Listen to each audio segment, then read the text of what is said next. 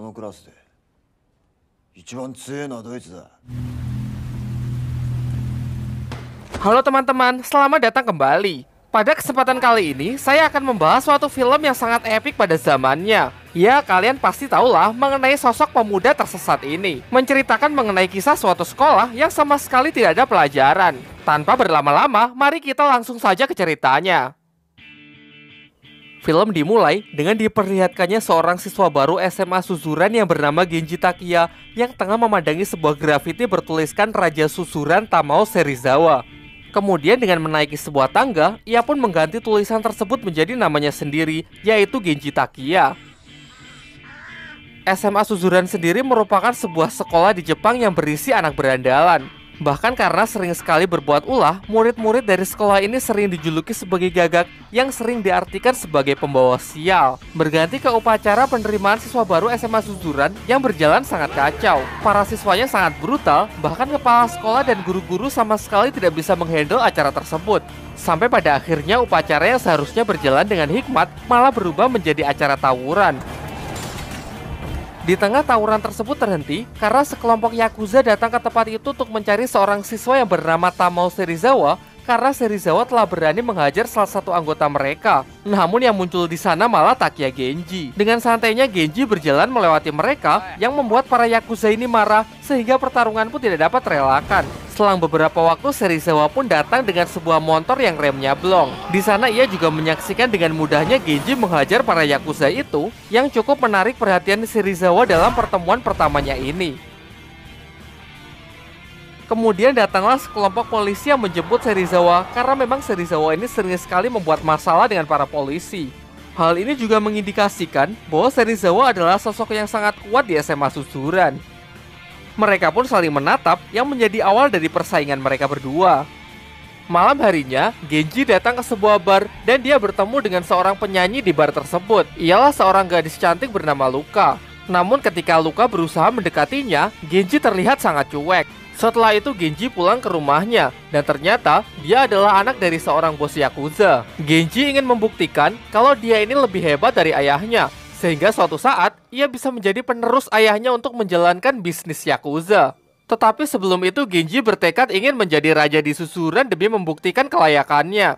Keesokan harinya terlihat di atap sekolah, Serizawa sedang bermain kartu bersama para anak buahnya. Namun tiba-tiba Genji datang dan langsung menendang papan permainannya sampai berantakan. Padahal dalam permainan itu, Serizawa tengah beruntung mendapatkan kartu yang bagus. Tanpa basa-basi, Genji pun langsung mengatakan tujuannya yaitu untuk menantang duel Serizawa. Tentu Serizawa yang sangat marah karena permainannya telah dikacaukan, menghampiri Genji dan berniat menerima tantangannya. Tetapi sebelum pertarungan dimulai, perhatian Serizawa teralihkan oleh dua orang yang tiba-tiba datang menantangnya.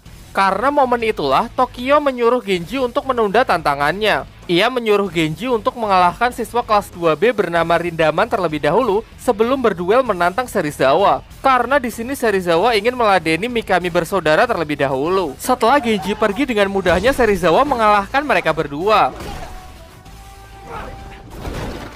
Genji pun pergi untuk mencari informasi mengenai Rindaman. Menurut anak-anak lain, Rindaman adalah sosok yang sangat kuat di sekolah itu. Bahkan banyak rumor yang mengatakan bahwa ia mampu mengalahkan 100 orang sendirian. Selang beberapa waktu, Rindaman pun muncul dengan sosoknya yang tinggi besar memancarkan aura yang sangat mengerikan. Setelah melihatnya secara langsung, Genji pun merasa bahwa ia masih belum bisa menang melawannya. Maka dari itu, ia akan kembali ke rencana awal untuk berfokus mengalahkan Tamao Serizawa.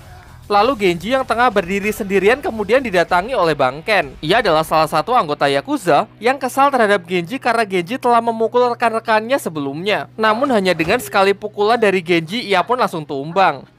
Singkat cerita, Genji malah berteman baik dengan Bang Ken. Bang Ken lalu menceritakan bahwa ia adalah alumni dari SMA Suzuran. Oleh karena itu, singkat cerita Genji pun memintanya agar memberikan tips dan trik untuk bisa menaklukkan sekolah tersebut. Bang Ken pun menjelaskan bahwa sebelum bisa menguasai Suzuran, Genji harus mengumpulkan anggota. Genji pun langsung mempraktekannya dengan mendatangi suatu kelas dan menantang bos di kelas tersebut. Majulah seorang siswa bernama Chuta, orang terkuat di kelas tersebut yang akan menerima tantangan Genji. Genji pun langsung menunjukkan kekuatannya dengan bertarung melawan Chuta tanpa terluka sedikit pun. Sampai akhirnya Chuta pun mengakuinya dan bersedia menjadi anggota Genji. Chuta yang telah bergabung dengan Genji adalah langkah awalnya untuk bisa menguasai Suzuran. Namun tentu saja itu masih belum cukup sehingga ia perlu mencari anggota yang lain. Kemudian Chuta yang lebih berpengalaman menceritakan struktur kekuatan di SMA Suzuran. Yang pertama, ada Hideto Bando yang menjadi ketua dari geng Amored Front. Ia pindah ke Suzuran sebagai siswa kelas 2. Di kelas 1, ada trio Ebisuka yang terkenal sangat kuat. Kemudian ada juga Rindaman siswa kelas 2, namun ia tidak masuk ke dalam geng manapun. Di Suzuran sepertinya ia hanya ingin bertindak sebagai pengamat. Namun yang paling perlu diwaspadai adalah si monster Tamao Serizawa. Kelompoknya adalah yang terbesar di Suzuran, dan dialah yang dianggap sebagai kandidat terkuat yang mungkin bisa menguasai sekolah tersebut. Dan kabar terbaru, Mikami bersaudara juga bergabung dengan Serizawa setelah mereka dikalahkan. Ada juga kelas 3C yang dikuasai oleh Takashi Makise. Meskipun ia sering kalah oleh Serizawa, namun ia enggan untuk menyerah dan tetap tidak mau mengakui Serizawa. Itulah sebabnya ia memiliki pengikut yang cukup banyak. Tetapi meskipun memiliki pendirian yang sangat kuat, Makise sangat lemah terhadap wanita. Karena itulah Bangken memiliki ide untuk mencarikan Makise perempuan agar ia bersedia bergabung dengan Genji. Genji pun lalu menemuinya dan mengundangnya datang ke sebuah grup kencan bersama para perempuan. Malam harinya, Makise memenuhi undangan itu dan datang ke sebuah kafe. Genji mengajak Luka dan 2 orang teman ceweknya untuk datang ke kencan itu. Karena tak tahan melihat gadis-gadis cantik di depan matanya, Makise pun langsung keluar di tempat. Ternyata sejak awal ia memang memiliki kelainan yang sangat aneh. Acara mereka pun sangat canggung dan tidak berjalan sesuai rencana. Namun di sini Bangken sudah menyiapkan rencana cadangan, yaitu dengan menyuruh Chuta agar menggoda perempuan incaran Makise agar Makise nantinya bisa bertindak sebagai pahlawan. Tetapi di luar dugaan, Luka yang tidak terima temannya diganggu langsung mengambil sebuah garpu dan menusukkannya ke Chuta. Kini karena insiden itulah rencana mereka jadi ketahuan. Luka dan kedua temannya pun marah lalu langsung pergi meninggalkan tempat itu. Dengan ini rencana Genji dan kawan-kawan pun gagal total. Bahkan Genji malah sampai menangis karena dimarahin oleh Luka. Karena rencana kencan telah gagal, Bangken pun mengusulkan untuk pergi ke tempat pijat plus. Namun bahkan cuma mendengar hal itu, Makise pun langsung keluar di tempat. Karena hal itulah Genji malah membelikan celana yang baru untuk Makise. Momen-momen itulah yang kini membuat mereka bisa tertawa bersama. Singkat cerita, karena keseruan di malam itu, Makise pun bersedia menyerahkan kelas C di bawah kepemimpinan Genji. Kabar Makise yang telah ditaklukkan oleh Genji sampai ke telinga Serizawa. Namun Serizawa sama sekali tidak cemas dan terlihat santai-santai saja. Keesokan harinya, pemimpin dari kelas 3D bernama Izaki datang menemui Genji. Ia dengan sukarela menawarkan dirinya untuk bergabung, namun di sini ia malah menjebak Genji. Sendirian Genji pun dikepung oleh puluhan anak buah Izaki.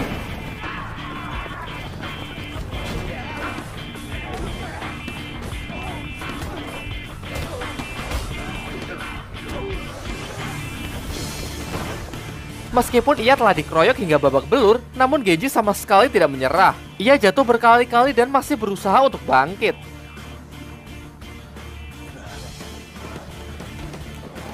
Hal inilah yang akhirnya membuat Izaki luluh karena melihat tekad Genji yang begitu kuat. Ia pun malah menggendong Genji ke tempat Chuta dan Makise dan menyatakan kalau ia bersedia bergabung dengan Genji. Kini secara resmi Genji pun telah berhasil mendirikan gengnya sendiri yang ia beri nama Genji Perfect Seiha atau yang disingkat GPS. Bahkan sekarang ia juga sudah memiliki markasnya sendiri. Serizawa yang mengetahui hal itu kini sudah tidak bisa lagi meremehkan Genji. Karena itulah mulai sekarang kelompoknya harus lebih waspada. Tokaji, yang merupakan anak buah dari Serizawa, diam-diam tanpa sepengetahuannya menggunakan cara kotor untuk mengalahkan GPS. Lantas dengan orang-orangnya ia pun mendatangi Izaki yang tengah sendirian lalu mengkeroyoknya. Genji dan kawan-kawan pun dibuat sangat kaget ketika melihat Izaki dengan luka yang sangat parah.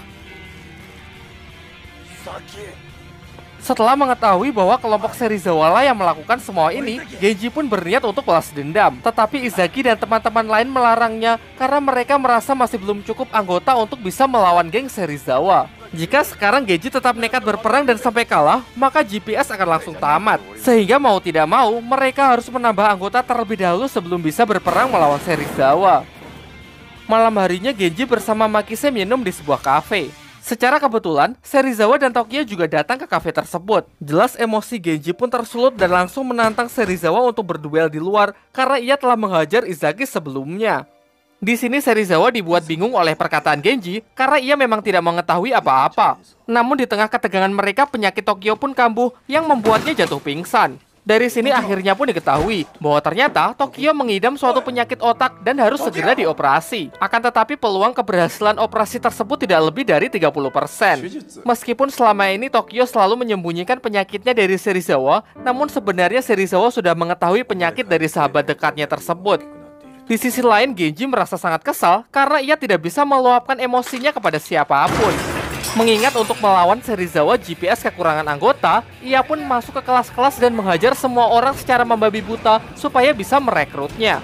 Jelas Makise menentangnya dengan mengatakan kalau cara yang digunakan Genji ini adalah salah. Karena Genji tidak menghiraukannya, Makise pun mengancam keluar dari GPS apabila Genji masih suka berbuat seenaknya. Akhirnya Genji pun menyesali perbuatannya dan curhat ke Banken. Banken terus memberinya semangat dan menyuruh Genji untuk terus berusaha menggapai mimpinya untuk bisa menguasai susuran.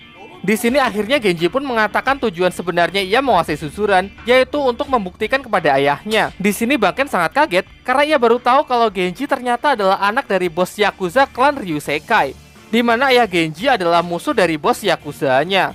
Padahal sebelumnya Banken telah menerima perintah agar membunuh anak dari penerus musuhnya tersebut. Banken lalu datang ke ayahnya Genji untuk memperingatkan kalau bosnya berniat untuk membunuh Genji. Tetapi setelah mendengar semua itu, ayahnya Genji terlihat santai-santai saja. Sebelum pergi, Banken lalu memberikan sepucuk surat untuk dititipkan kepada Genji. Di tempat lain, para anak buah Serizawa sedang berkumpul dan membahas GPS yang semakin besar. Mereka yang didalangi oleh Tokaji lalu merencanakan sesuatu tanpa sepengetahuan Serizawa, yaitu menculik Luka dengan bantuan dari geng Amulet Front. Singkat cerita, akhirnya Luka pun diculik oleh sekelompok orang yang memakai jaket dengan simbol tengkorak. Luka yang tengah disekap kemudian menelpon Genji dan mengatakan kalau ia telah diculik oleh sekelompok orang berjaket tengkorak. Pihak Genji yang mendengar kabar itu menduga kuat kalau jaket tengkorak yang dimaksud pasti adalah geng Amulet Front. Tentu Genji pun segera berangkat bersama GPS ke markas mereka demi untuk membebaskan Luka.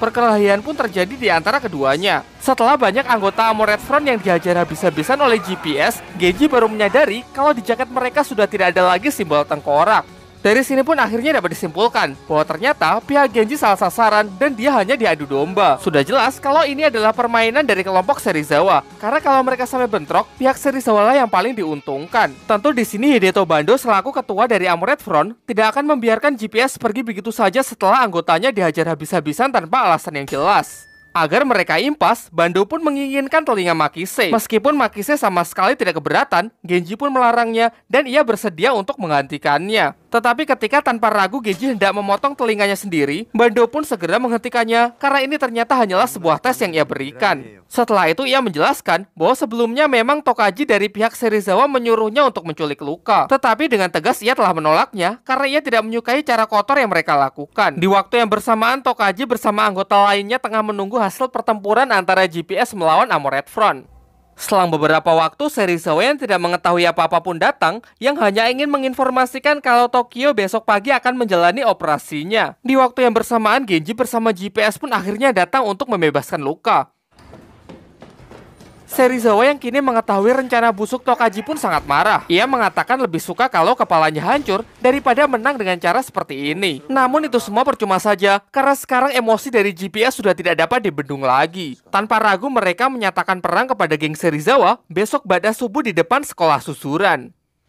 Setelah ia pulang, ayahnya memberikan surat yang dititipkan Banken kepada Genji. Kemudian ia menjelaskan kalau Banken bersedia mengorbankan nyawanya karena menentang perintah bosnya untuk membunuh Genji. Genji yang tidak bisa menerima hal itu berniat pergi ke tempatnya Banken. Akan tetapi sang ayah mencegahnya karena bagaimanapun juga itulah jalan yang telah ia pilih. Tentu sudah seharusnya Genji menghormati hal itu.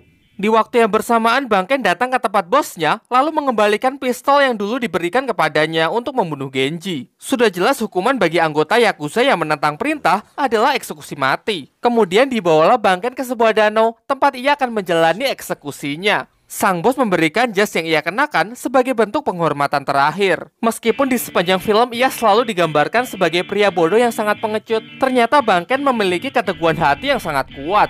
Ia benar-benar sudah membulatkan tekadnya karena ia tidak ingin merenggut masa depan Genji.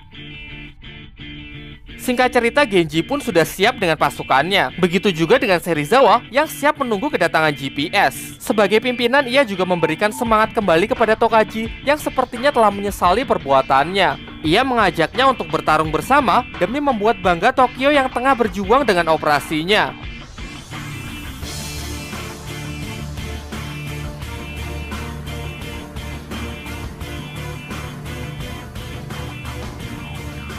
Di bawah derasnya hujan, akhirnya pertarungan mereka pun pecah.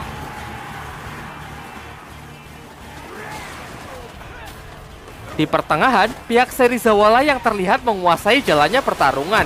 Karena memang sejak awal, GPS memang sudah kalah jumlah. Namun keadaan pun menjadi seimbang setelah kedatangan Armored Front yang dipimpin oleh Hideto Bando. Ia pun bertarung membantu GPS karena kesal kepada pihak Serizawa yang sebelumnya telah mencemarkan nama baik mereka.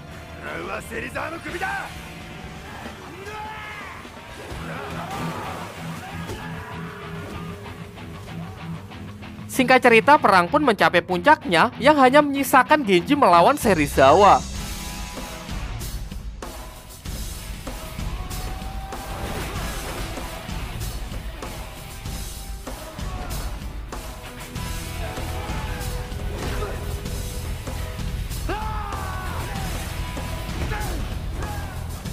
Kembali ke tempat Bangken yang tengah menjalani eksekusinya. Ia pun ditembak beberapa kali dan langsung dijatuhkan ke dalam danau. Di waktu yang bersamaan, Genji tengah bertarung mati-matian melawan Serizawa yang memperlihatkan kalau mereka memiliki kekuatan yang seimbang. Namun pada akhirnya Genji lah yang memiliki tekad lebih kuat sehingga ialah orang terakhir yang masih mampu berdiri di hadapan Serizawa yang sudah menyerah karena tidak sanggup bangkit kembali. Dengan ini, GPS lah yang keluar sebagai pemenang. Setelah perang berakhir, Serizawa pun mendapatkan kabar gembira kalau operasi Tokyo telah berhasil. Di waktu yang bersamaan, Bangken yang sebelumnya tenggelam di danau ternyata masih hidup dan berhasil naik ke permukaan. Karena ternyata jas yang diberikan bosnya sebelum eksekusi adalah jas anti peluru.